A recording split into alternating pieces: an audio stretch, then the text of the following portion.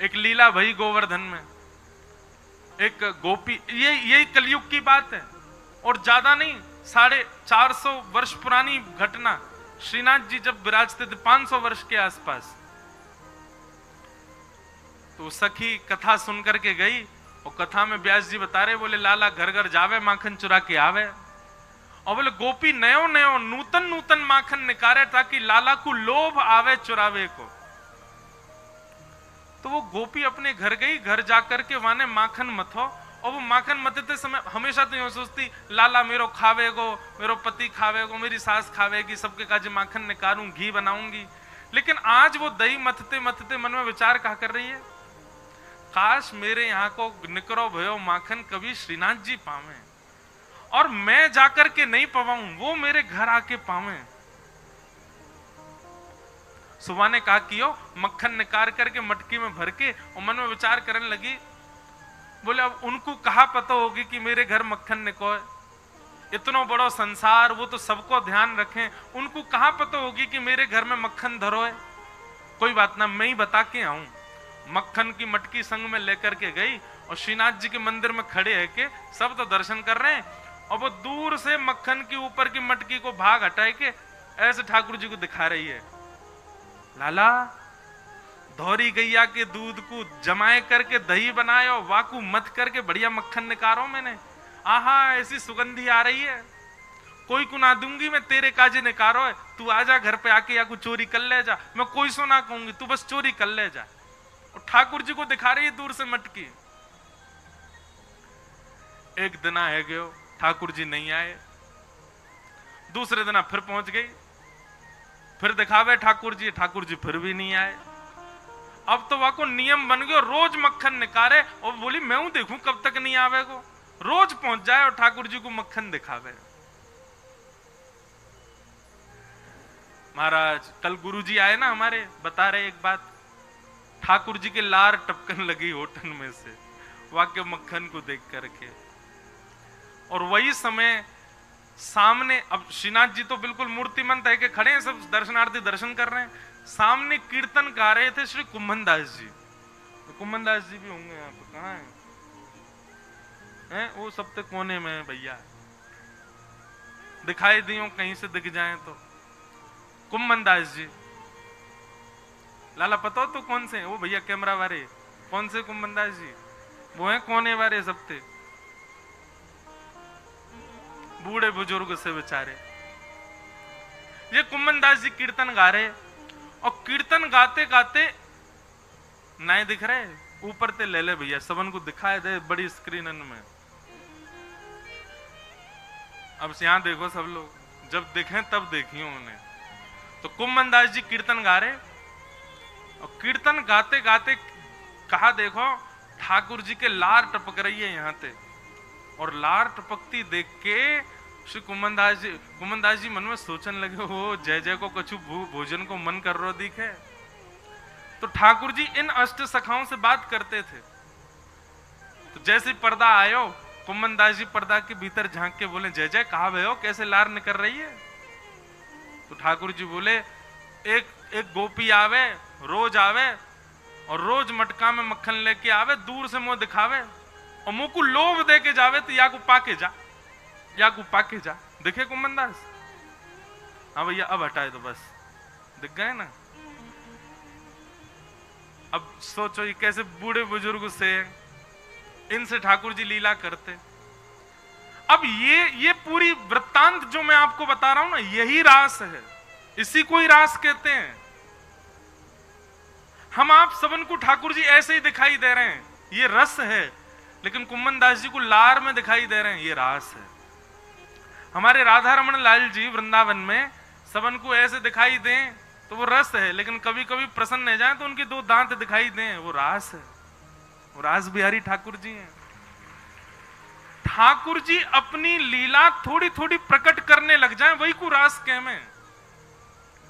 तो कुम्भन दास जी बोले, जय जय कहा भयो, कैसे लार निकले? बोले, एक गोपी रोज आवे और मुझको दूर से ही मक्खन दिखावे, यो के लाला आजा मेरे घर आके चोरी कर जा, और बता मुंह को लोभ दे के जा। भाई यो शर्म नहीं आ रही है, मैं परमात्मा मुंह लोभ दे रही है।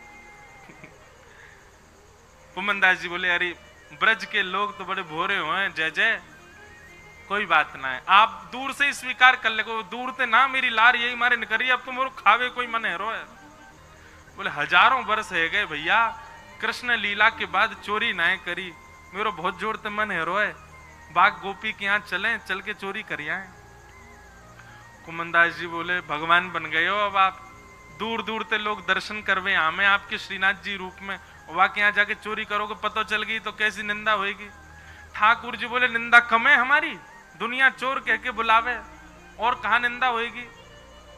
निंदा की चिंता ना है, मुख तो भैया वह माखन खावे को मन करो। और वह गोपी को भाव इतना बढ़िया लगे, कुंभना तू मेरी जगह खड़े है कि देखेगो तेरे मुंह में लार आ जाएगी, ऐसा बढ़िया मक्खन निकाल के और दूर से दिखावे। कुमनदास जी बोले कहा करनो बताओ। बोले रात्रि में जैसी शयन है जाए मंदिर को, सोई तू पीछे खिड़की पे आ जाइयो, और मैं खिड़की से छलांग मार के बाहर आ जाऊंगा, तेरे कंधा पे बैठ के फिर दोनों चलेंगे चोरी करके आवेंगे। कुमनदास जी बोले बड़ो बूढ़ो आदमी में, मुंह पे चलो फिरो जाए ना है, आपको लेके कंधा पे कहां जाऊंगा मैं। ठाकुर जी बोले कुंभना तू बस एक बात, एक सूत्र अपना ले। बोले कहा शीघ्रता रखियो, बस देरी मत करियो, विलंब मत करियो, और जैसो मैं कहूं वैसो कर तो चलियो, बाकी सब मैं संभाल लूंगा, तू बस ले चल मुझे। रात्रि में मंदिर कपाट बंद है गए, शयन है गए, सब दर्शनार्थी अपने अपने घर चले गए, मंदिर के सेवायत सब चले गए। वास में कुंभनदास जी मंदिर के पीछे खिड़की पर जाके खड़े भये और शयन के वस्त्र धारण किए, थोड़ी छोटी सी पाग पहन रखी है, गले में 2 माल धारण कर रखी है, बढ़िया गुलाब को इत्र लगा रखो, पीतांबरी पहनी। श्रीनाथ जी ने अपने मूर्तिमंत रूप को सचल बना लियो, हाथ पांव सब सीधे गए ठाकुर जी के, और खिड़की से ऐसे निकल करके बाहर आए, कुंभनदास के कंधा पे बैठ गए, दोनों पांव लटका लिए और सिर पकड़ करके ठाकुर जी ऊपर बैठ गए। अब तो छवि देखो कितनी सुंदर। अब ठाकुर जी कह रहे हैं कुंभना हाँ यहाँ से सीधो चल, आगे पोखर आएगी बातें दाएं को मुड़ जाइयो, फिर वहां आगे तो बाएं को मुड़ जाइयो। कुंभनदास जी तुम कब हुआ है वाकई यहाँ? बोले मैं गयो ना हूं, वो गोपी रोज आके मुंह को बता के जावे कि मां मेरो घर है, आ जाइयो लाला। कुंभनदास जी के नेत्रों में आंसू आ जाते, आहा कितने बड़भाग, ये लीला मेरे साथ घट रही है, मुझे अनुभव हो रहा है, कितना कितना सुख है मेरे लिए। और ठाकुर जी कुंभनदास जी के संग गए और वह गोपी के घर में ऊपर से छत पे ते प्रवेश कर गए, सब सो रहे हैं गहरी निद्रा में, और ठाकुर जी कह रहे हैं अचक अचक के चल, आवाज मत करियो नहीं तो आ जाएगी गोपी। ओ देख कुंभना वो टंग रही मटकी, ले चल बा के पास। कुंभनदास जी पाम पकड़ रखे, नेक नेक से पाम है ठाकुर जी के, पाम पकड़ करके ले गए। सोई ठाकुर जी ने अधर सिर पकड़ करके यहाँ तो दोनों पाम रख लिए और सिर को नेक छोड़ के अपनो नेक बैलेंस संभालो गिर नहीं जाऊं, और तुरंत वो मटकी पकड़ ली, छीका पे लटक रही ऊपर। अब तो ठाकुर जी निकार निकार करके प्रेम से पामे। कुंभनदास जी बोले अकेले या कृपाओगे नेक दे दो नीचे प्रसाद। सो ठाकुर जी मक्खन लेके अपनी जीभ से चाटे और अपनो झूठो मक्खन ही ऐसे नीचे हाथ करके गए, ले कुंभना। अब कुंभनदास जी के कभी आंख पे लग जाए, कभी नाक पे लग जाए, कभी मुंह पे लग जाए, पर कुंभनदास जी के तो रोम रोम नृत्य कर रहा है, नेत्रन से अविरल अश्रुधार गिर रही है। आहा ये लीला ठाकुर जी की कैसी मधुर। कुंभनदास जी बोले नेक देखूं तो सही है चोरी की लीला है कैसे रही है। तो कुंभनदास जी ऐसे पाम पकड़ के जैसे ही ऊपर देखने लगे, सो महाराज ठाकुर जी तो मक्खन निकार निकार करके पा रहे हैं, और ठाकुर जी की धोती है का वो ढीली है कि नीचे को खिसक रही है। कुंभनदास जी बोले जय जय जय जय संभालो, हो है जाएगी नहीं तो हो। जैसे ही कुंभनदास जी ने कही सोई ठाकुर जी ने 4 भुजा प्रकट कर ली, 2 भुजा से तो धोती पकड़ के खड़े और 2 भुजा से मक्खन चुरा रहे हैं। बोले चतुर्भुज भगवान की। कुंभनदास जी बोले चतुर्भुज बहुत देखे लेकिन ऐसा नहीं देखो, 2 भुजान ते धोती पकड़ के खड़ो है और 2 भुजान से मटकी से मक्खन चुरा रहे है। और वह छवि को देख करके कुंभनदास जी तो अपनो सब बेसुध है गए। ठाकुर जी के पाम वाम सब छोड़ छाड़ दिए। अब तो वो तो बिल्कुल महाराज ढीले से पड़ गए, बेहोशी सी आ रही है उनको देख करके कि ये लीला मेरे संग क्यों है रही है। ठाकुर जो ए कुम्भना तू हिलकाई करो, ए कुम्भना ऐसे मत कर, मटकी गिर जाएगी। अब कुम्भन दास जी तो मूर्छा में आ गए, ठाकुर जी के हाथ से मटकी गिर गई और जैसे ही फूटी घर के सबरे लोग चोर चोर चोर आ गए हो, चोर आ गए हो, चोर आ गए हो। कुम्भन दास जी तो नीचे गिर गए, ठाकुर जी ने छींका पकड़ रखो, लटक गए ऊपर। और लटके लटके ठाकुर जी ने देखी भाई आज पकड़े जाएंगे, तो जोर की एक छलांग मारी और ऊपर से भाज के महाराज ठाकुर जी तो भाज गए, कुम्भन दास वहीं रह गो। इतने में ही गोपी आई। गोपी ने आके कही कौन चोर है, या में डंडा दो। 2-4 डंडा मार दिए महाराज, लेकिन कुम्भन दास जी को कहां पीड़ा होनी। जब लालटेन जला करके देखी तो गोपी बोली ये तो कुम्भन दास बाबा है, मंदिर में कीर्तन गावे। अरे बाबा मैं तो मक्खन को ले जाती कि लाला भोग लगावे आएगो, और तू आगो यहाँ चोरी करवे, शर्म ना आई तो को है बुढ़ापे में चोरी करे। कुम्भन दास जी के तो नेत्रों से आंसू बह रहे हैं। नेत्र खोल करके जब कहा कौन सी गोपी है तुम में ते जो मक्खन लेके जावे, तो गोपी बोली मैं हूं, मैं लेके जाऊं। मैं ही कहती लाला ते लाला काउ दिन आ जा, लाला तो आयो नहीं, जे बूढ़ो पड्डा आगो मेरे घर। कुम्भन दास जी के चरणन में गिर गए और चरणन को हृदय से लगा करके तब कुम्भन दास जी ने जो पद गायो, तू है सखी बड़ भाग बड़ी, नंदलाल तेरे घर आवत है। तू है सखी बड़ भाग बड़े, सब लोग गाओ, नंदलाल तेरे घर आवत है। ये रास है, इसको रास कहते हैं, नृत्य को रास नहीं कहते। तू अपनो श्रृंगार करत है, तू अपनो श्रृंगार करत है। ये दर्पण हाथ दिखावत है, ये दर्पण हाथ दिखावत है। तू है सखी बड़ भाग बड़ी, गोपाल तेरे घर आवत है। तू है सखी बड़ भाग बड़े, गोपाल तेरे घर आवत है। निज कर गूथ सुमन के गजरा, निज कर गूथ सुमन के गजरा।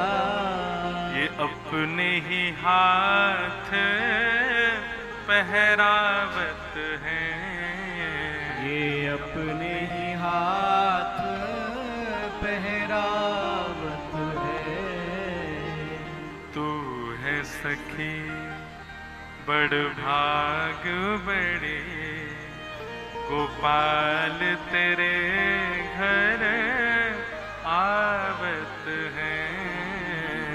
तू है सखी बड़ भाग बड़े, गोपाल तेरे घर।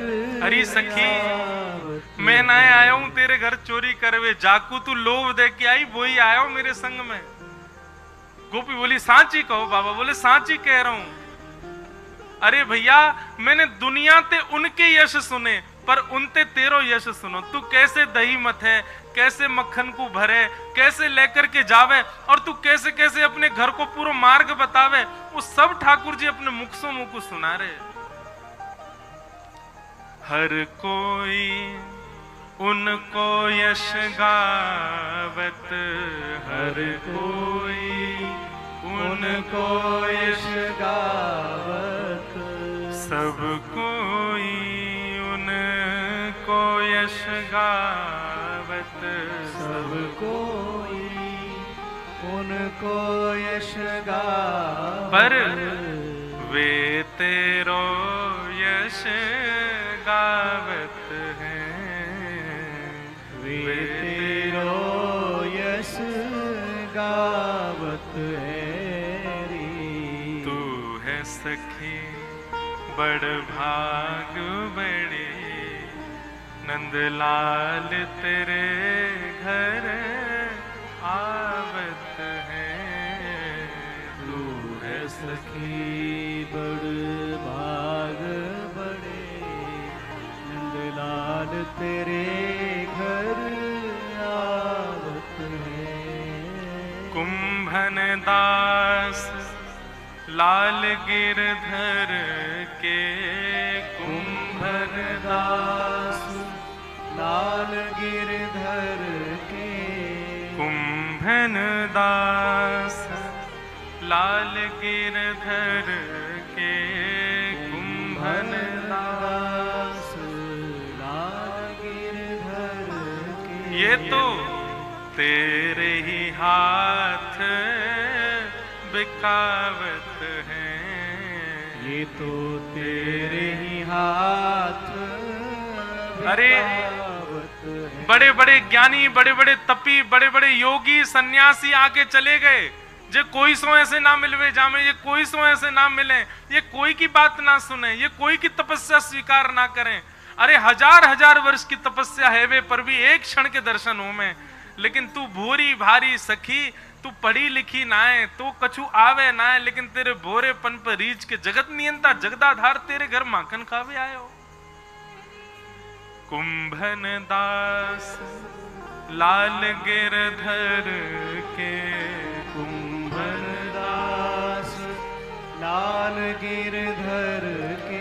ये तो तेरे ही हाथ बिकावत है, ये तो तेरे ही हाथ बिकावत है री। तू है सखी बड़ भाग बड़े, गोपाल तेरे घर आवत हैं। तू है सखी बड़ भाग बड़े, गोपाल तेरे घर आवत है। बोलो श्री राधा रमण लाल की। तो ये है रास। आपकी भावना से प्रसन्न है करके, आपके भक्ति से प्रसन्न है करके ठाकुर जी आपको वो अधिकार प्रदान कर दें कि उनकी अंतरंग लीला को आपको दर्शन है जाए, तब समझो ये रास है। तो रस से प्रारंभ है हमारी भक्ति। अभी हम रस में स्थित हैं।